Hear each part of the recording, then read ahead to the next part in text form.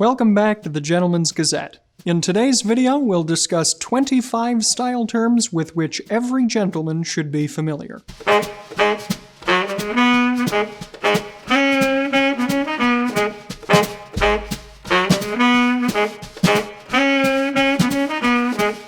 When you have a true interest in classic menswear, you not only want to walk the walk by looking stylish, but you also want to be able to talk the talk, which is to say, to know the specific menswear terminology to be able to discuss the subject with others in depth. Whether you're having a conversation with a salesperson in a store, making a post on an online menswear forum, or just wanting to know the details about a product you're purchasing online, knowing specific menswear terminology will definitely be helpful to you. So today's video will cover 25 style terms that we think will be helpful for any gentleman. Of course, we're not going to go over very basic terms here, as we're assuming that every gentleman will know what things like lapels, corduroy, or cufflinks are. We'll be going into a bit more depth than that. On the other hand, there are also far too many different specific terms for things like shirt collars, tie knots, and overcoat styles to discuss in just one video. We've got videos on a wide variety of these topics, however, so you should be able to find what you're looking for elsewhere on the channel or indeed on our website.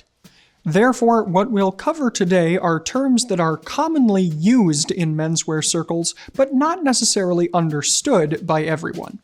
Let's start with a term that most people have heard in relation to dress codes, but that can be confusing to some: business casual. This would refer to clothing that can be worn in the office, but that is less formal than a full suit.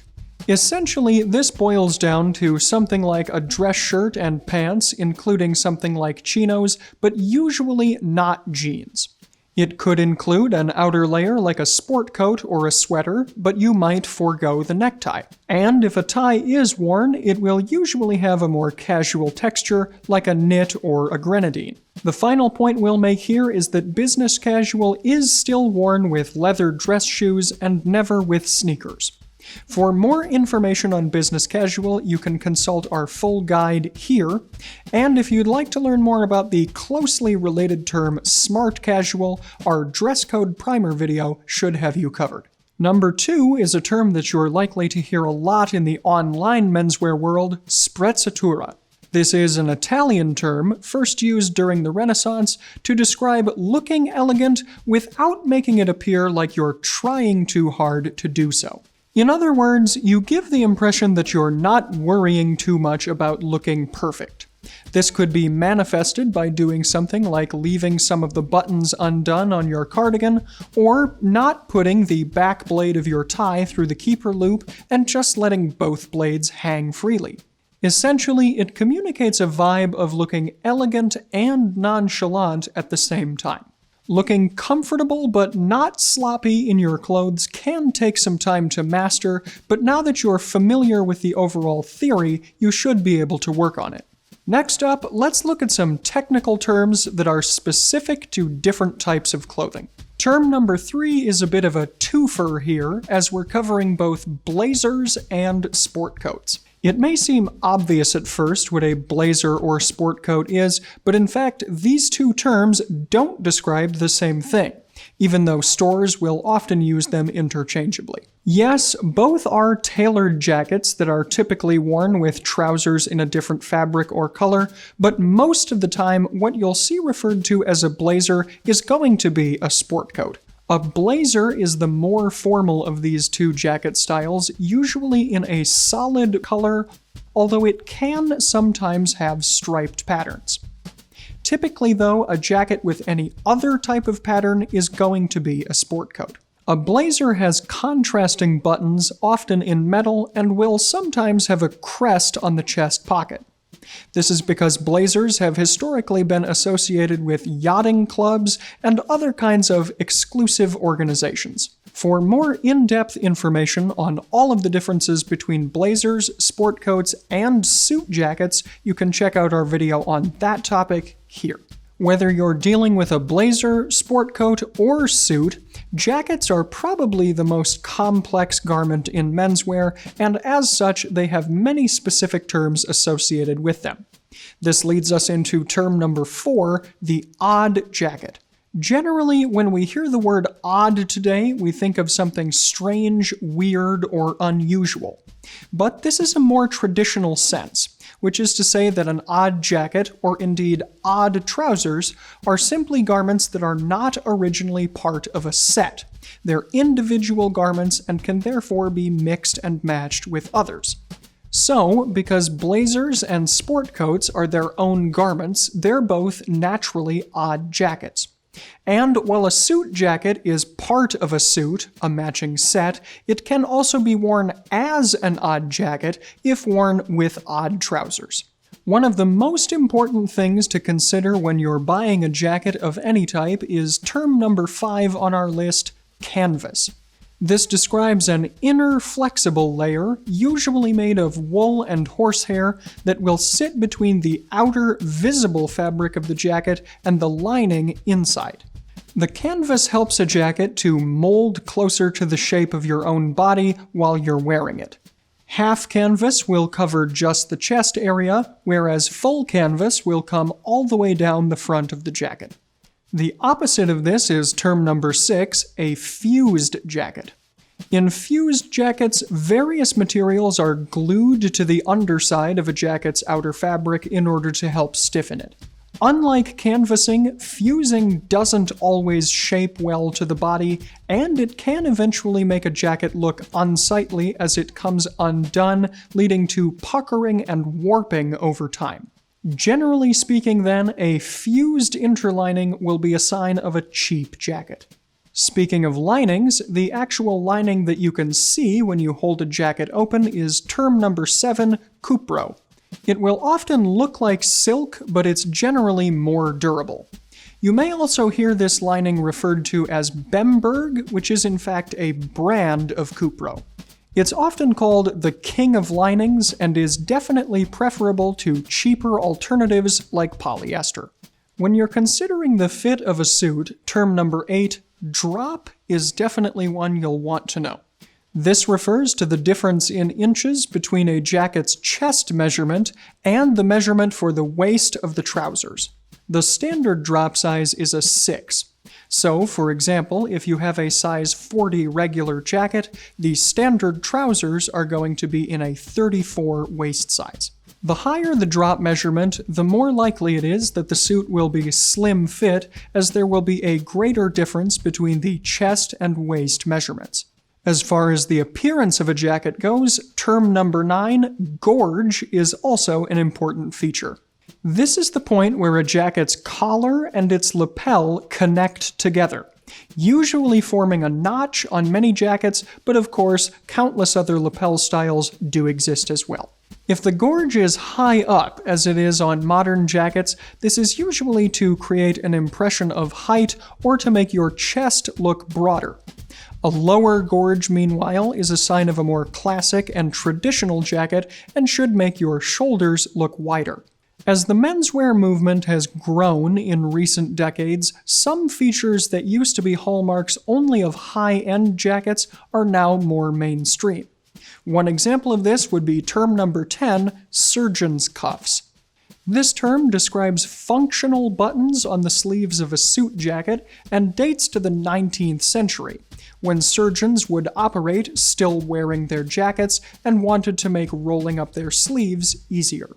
These days, you're not likely to roll up the sleeves of any of your jackets, but some men like to have working buttonholes on their jackets and will often leave the first button open to show that the buttonholes are indeed functional.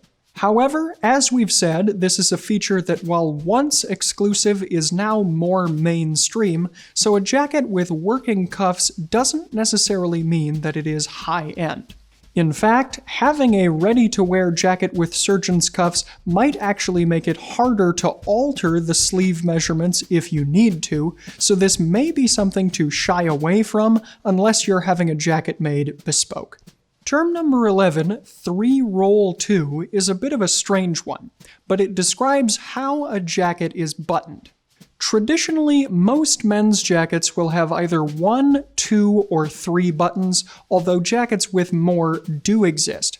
If a jacket does have 3 buttons and the top button is clearly visible, not obscured by the lapel, then that top button is meant to be buttoned. However, if the lapel rolls over this top button, or if it's pressed down to fully obscure it, that top button is not meant to be buttoned, and the jacket can be referred to as a 3-roll-2 or sometimes a 2.5 button jacket.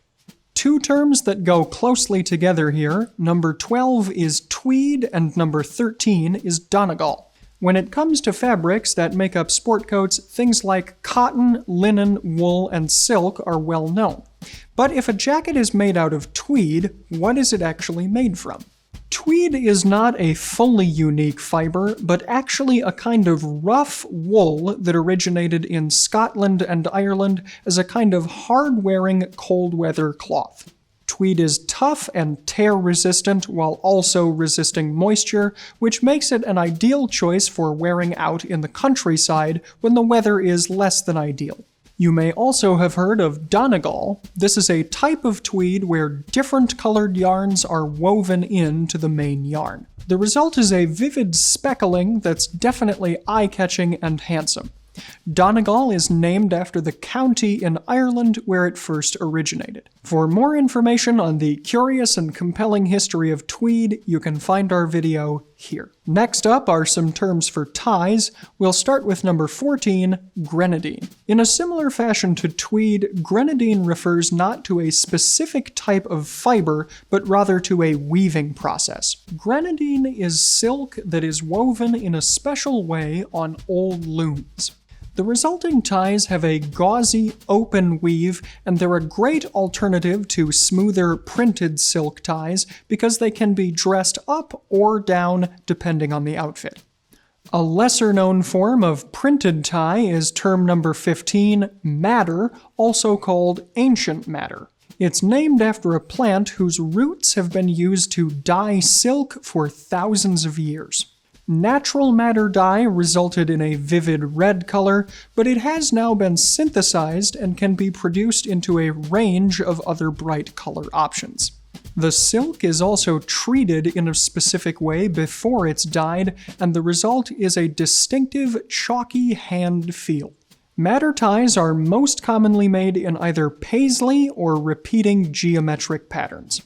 You can go here for more information on madder and on grenadine, and of course we sell ties in both materials in the Fort Belvedere shop. Interestingly, compared to jackets, there are fewer terms related to shirts and trousers that you'll really need to know in order to make the right decision or look your best. We'll start with some shirt terms. Number 16 is twill and number 17 is Oxford cloth. Twill is a kind of weave that creates a diagonal ribbed pattern in the fabric, which is usually cotton when it comes to shirts. This weave results in a subtle sheen, which means that twill shirts are especially good for formal occasions and can be worn well with something like a printed silk tie. Twill is a term that you're likely to see a lot because a twill weave can also be used on trousers, ties, and jackets in addition to shirts. Meanwhile, Oxford cloth is in some ways the opposite of twill, at least in terms of formality. This is cotton fabric woven in a basket weave pattern using multiple crossing threads. Oxford cloth is usually thicker and less fine than other dress shirt weaves, which means it's slightly more casual, but this isn't necessarily a bad thing, as it means that Oxford cloth shirts can be dressed up or down in your ensembles. The weave is also durable and easy to wash, and it will get softer with age. Oxford cloth shirts more often than not will have a button-down collar, which leads to a bonus term that you'll often see, the OCBD, or Oxford cloth button-down shirt. Moving down the outfit, let's now cover some trouser terms that will be important to getting the correct look and fit. The first is term number 18, break. This term refers to how much the fabric at the bottom of your trouser leg will fold or crease as it hits the tops of your shoes. No break indicates that there is no folding or creasing of the fabric, and thus nothing breaking the clean vertical line of the trouser leg. This is especially popular with modern trousers. A half break will indicate a bit of folding, and a full break will feature a well-defined crease at the bottom of the trouser leg. Anything more than a full break, however, and you're probably going to be dealing with fabric pooling around your ankles, which is definitely not a good look. The second of our trouser terms today is number 19, rise, and it's one that's often overlooked or not well known. This is the distance between the crotch seam of the trousers and the top of the waistband. While trousers do technically have both a front and back rise, the front rise is typically going to be more important for the look of your trousers. A high rise will make your legs look longer, as your trousers are going to sit at your natural waist in line with your navel.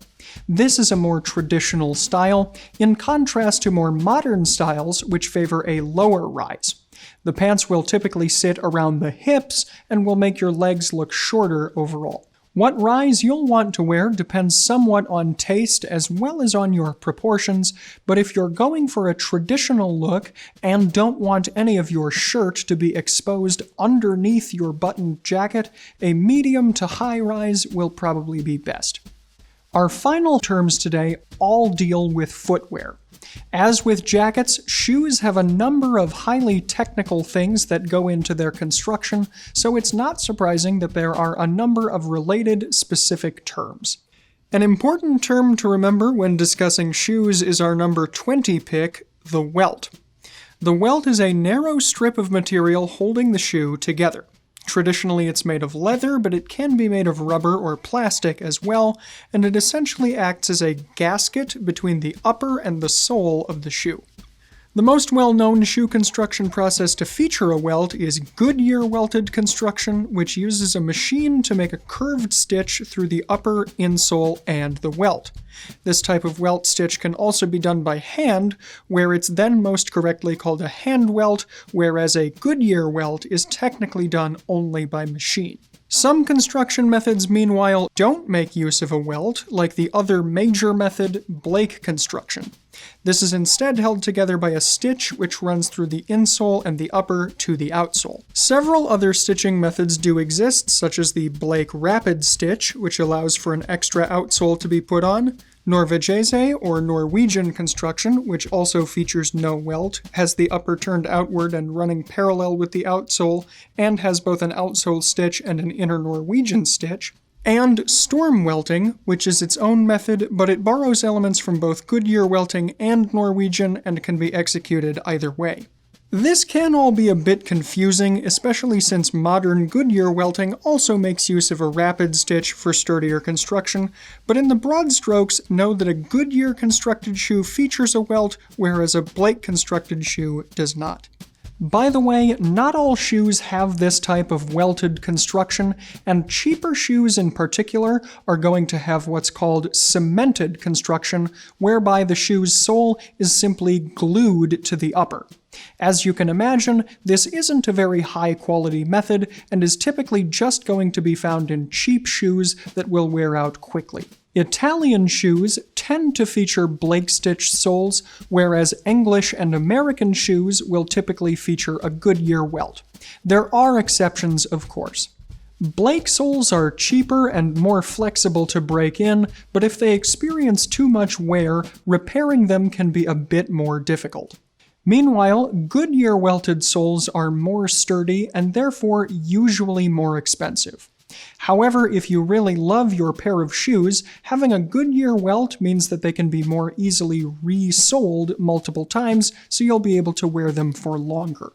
Both Blake-stitched shoes and Goodyear welted shoes have their advantages and disadvantages, so we'd suggest that if you want to learn more, you check out our article on the anatomy of a dress shoe. If you polish your own shoes, it's important to know term number 21 on our list, Vamp. The vamp is the part of the shoe between the toe and the lacing area, and it's the part that will often bend or crease as you break a shoe in more. You can minimize creasing of the vamp by using things like shoe trees, and when polishing, remember not to apply too much cream or certainly wax polish to the vamp, as it can crack when it bends. The vamp can also help you to understand the fundamental differences between terms 22 and 23 on our list, Oxford shoes and Derby shoes. An Oxford shoe is determined by its closed lacing system, where the shoelace eyelets are sewn under the vamp. On the other hand, Derby shoes, as well as their close relative blouchers, have an open lacing system where the eyelets are sewn onto the top of the vamp. Overall, the closed lacing style of an Oxford shoe is more formal, whereas the open lacing style of Derbys and blouchers is less formal. To understand all of the differences in greater depth, you can go here. You may sometimes hear Derby shoes referred to as brogues, but this isn't totally correct. In fact, term number 24, broguing, refers to decorative perforations often found on the toe cap of a shoe, although they can also be found elsewhere throughout the shoe. These perforations were originally designed to be functional, as water could drain out of them from shoes and boots as they were worn in wet and swampy conditions throughout Scotland and Ireland. Today, however, broguing is purely an ornamental feature. What's more, it can be found on both Oxfords and Derby shoes, so setting up a dichotomy of Oxfords versus brogues, as the Kingsmen do, isn't 100% correct. And when the broguing pattern on the top of a shoe forms a curved V or W shape, this is referred to as term number 25 on our list, a wingtip shoe. The wings will typically terminate toward the sides of the shoe, but they can actually make their way all the way around the back of the shoe, in which case they are long wing shoes. To summarize here, just know that while broguing is most commonly seen on Derby shoes, not all Derbys are brogues. If you'd like more information on broguing and wingtip styles, you can find our article here. So there you have it, 25 menswear terms that should help you to make more confident purchasing decisions and also to have better and more enriching discussions with other menswear enthusiasts. Attaining mastery of this vocabulary is just one of many steps in becoming more confident with your wardrobe and exhibiting the hallmarks of a gentleman. In today's video, I'm wearing a somewhat adventurous color combination of pink and green. It's grounded by my charcoal suit, which features a subtle texture and pattern in its weave. My plain pink shirt features French cuffs, and in them I'm wearing platinum-plated sterling silver eagle claw cufflinks from Fort Belvedere, featuring green malachite as the stone. Also from Fort Belvedere is my pocket square in a shade we're calling moss green, and it features a pattern of printed geometric medallions in blue, red, and black, and also a contrast edge in eggshell. I'm wearing the pocket square so that you can't see the medallions, but I wanted to make sure that the contrasting edge was visible in the outfit. My carnation boutonniere is in a light green shade. We call this the Oscar Wilde boutonniere in the Fort Belvedere shop, after the famed author who was known for wearing green carnations. My shadow-striped socks are in gray and burgundy to harmonize not only with my suit, but also with my shoes and belt. The shoes are cap-toed Oxfords in a burgundy shade, and the belt is in Bordeaux burgundy calf leather. It's part of our new Fort Belvedere belt system. I've paired the belt with the buckle design we're calling the Jasper, which is in silver-plated brass. Rounding out my outfit today is a vintage tie from Polo Ralph Lauren in green with white polka dots. You can find all of the Fort Belvedere accessories I'm wearing today, including the cufflinks, pocket square, boutonniere, socks, and belt in the Fort Belvedere shop here.